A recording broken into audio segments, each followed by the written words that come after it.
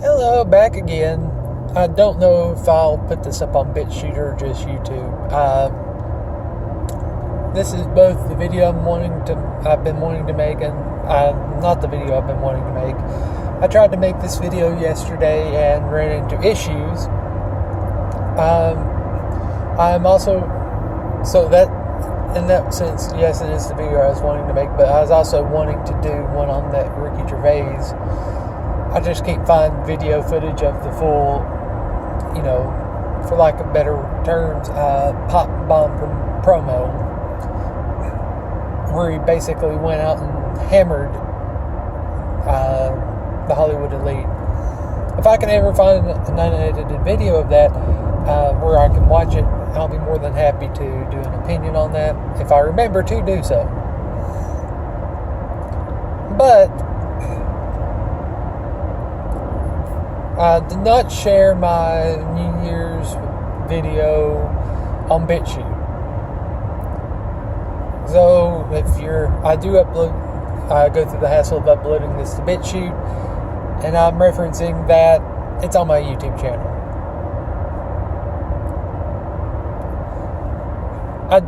But on that video I did mention wanting to deal with toxic people in my life, and people plural. I'm going to kind of go into briefly some of the things I'm dealing with these people, and kind of how I'm approaching dealing with it. Now, keep in mind, I'm not a licensed professional. This is just what I'm doing based on my experiences talking to two licensed professionals. One even has a fancy doctorate. Don't take my word on it. Feel free. I highly encourage you, if you're dealing with toxic people, to seek professional help. There are people out there that can help you a whole heck of a lot better than some weirdo on YouTube or online, period. There's a whole host of toxic people out there. I'm not going to lie. I'm going to cover two varieties that kind of are my main problems, and I consider them like the bottom of the bottom of the bottom. Some people would call them narcissists. I don't know if they are or not. A lot of these toxic traits, they have overlapping definitions, and I'm not qualified enough to diagnose anyone.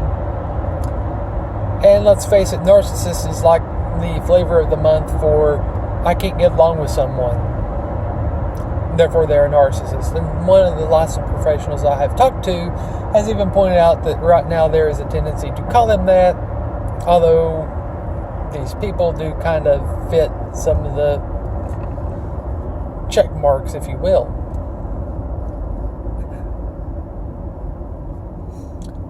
But there's really two varieties that I've come across. Variety one, they're at the top where when things are going well, oh man alive, things are just the best in the world.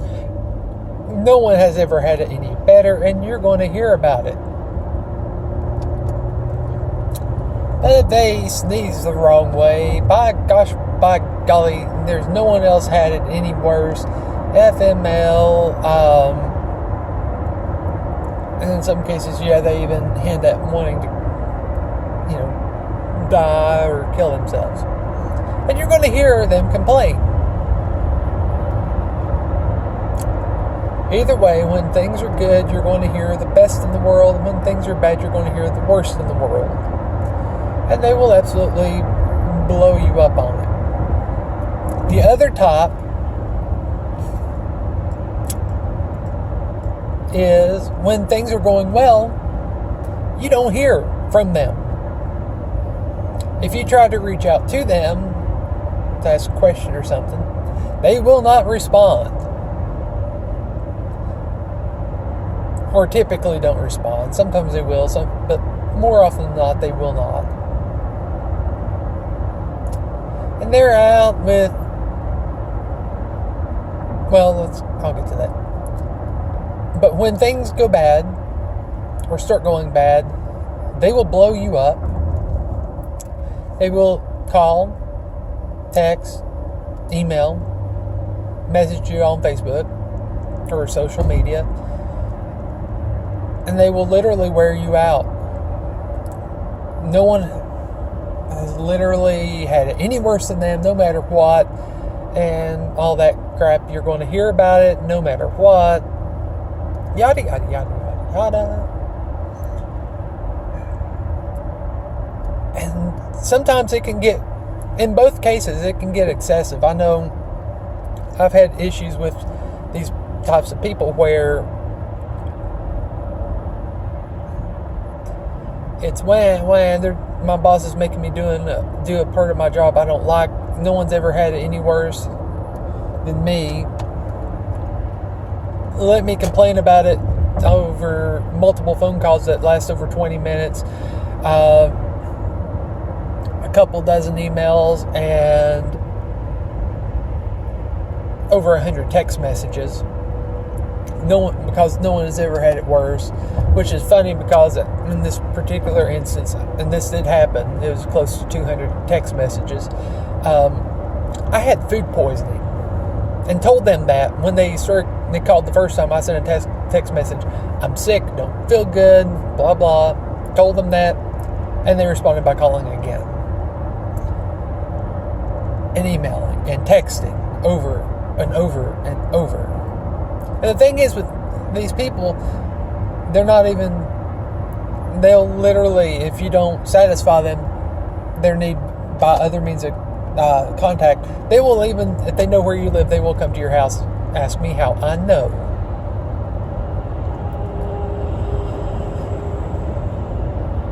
So yes, a lot of times when dealing with these types of people, I find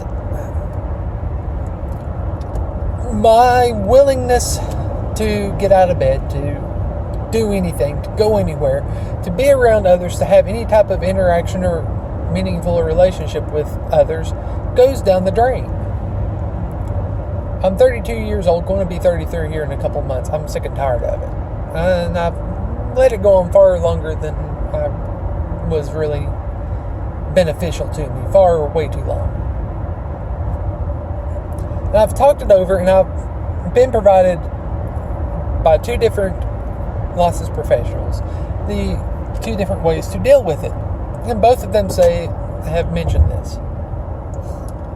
And they have their pros and cons. Option one is the cold-hearted approach, which is where you just flat out cut them off. You block them. You either ignore them or you block them. If they show up at your house, you call the cops.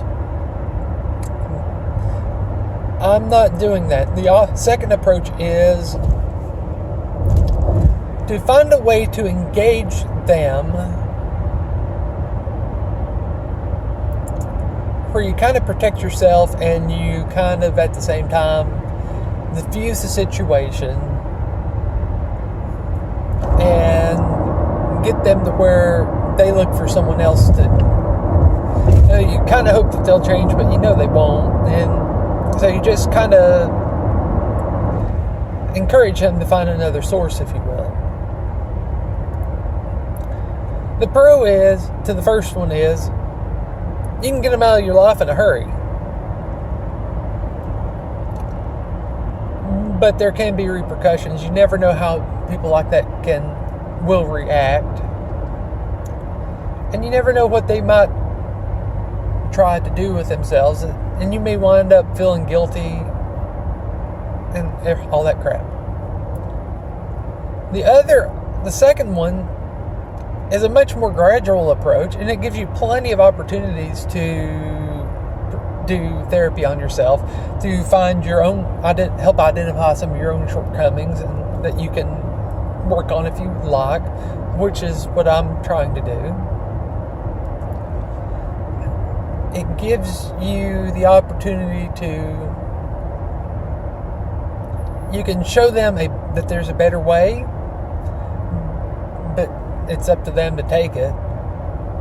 chances are you're going to wind up discouraging them from just interacting with you, and they'll find someone else. What I like about doing that approach is, or of course the downside is, doing that, toxic people can really find ways to get in your head and manipulate. They can just screw with you. And that's happened to me more than I care to admit. But what I do like about the system is it is allowing me to work on improving myself. And it also, if these toxic people were to actually do something to themselves or to someone else, I feel as though it would allow me to absolve myself a little bit, because,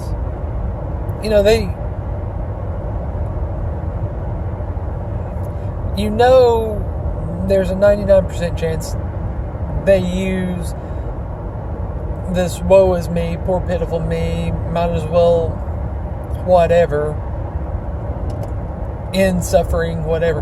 That's just to initiate contact, to get a certain emotional response from you. Because if you're like me, you've gone through a period where you haven't heard from them, and maybe you're not feeling well yourself, so you kind of ignore them, and they go to that to get this emotional response from you, to elicit that from you. It is a flat-out manipulation tactic. What I'm finding to do is use logic to diffuse that situation. Trying to rationalize it. Trying to diffuse that situation. And basically what happens is, if they realize they're not able to manipulate you into giving them the type of energy they are craving, one of two things will happen. Option one, they will choose to work on improving themselves. Which, let's face it, probably isn't going to happen, because in their mind, they're not the problem, everyone else is. And I've heard that many times. Option two, they'll just find someone else to go bug. And I'm finding option two seems to be the number one thing, because usually when things are going well, especially with the second type, I never hear from them, and it's usually because they slip up and admit, yeah, I was talking to someone else, or I was dating someone. Funny, when they're talking to me, they have no one whatsoever. That means that source was not, and there's plenty of videos, that particular source that they were tapping into, or sources, they weren't having it. Maybe they had a little bit more experience dealing with toxic people.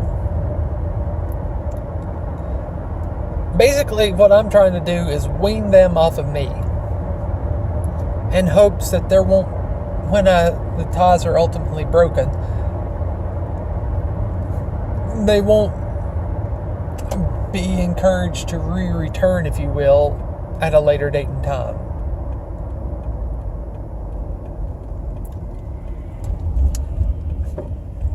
Ultimately, the best thing you can do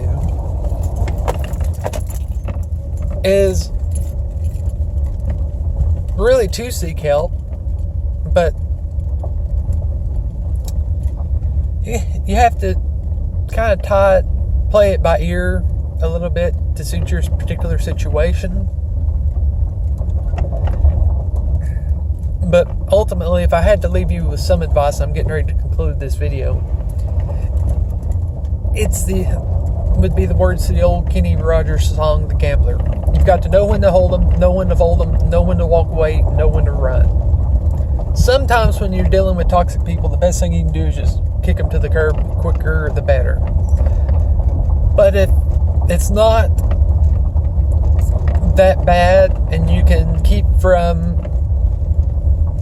getting sucked down the rabbit hole, I find the second approach of weaning them off to be beneficial because it's helping me to see faults with myself. And I'd like to think I'm trying to improve myself to make myself better, which is something we should, I guess, really all strive for, but oh well. I'm at the house. I'm done with this video. Thanks for watching. Later.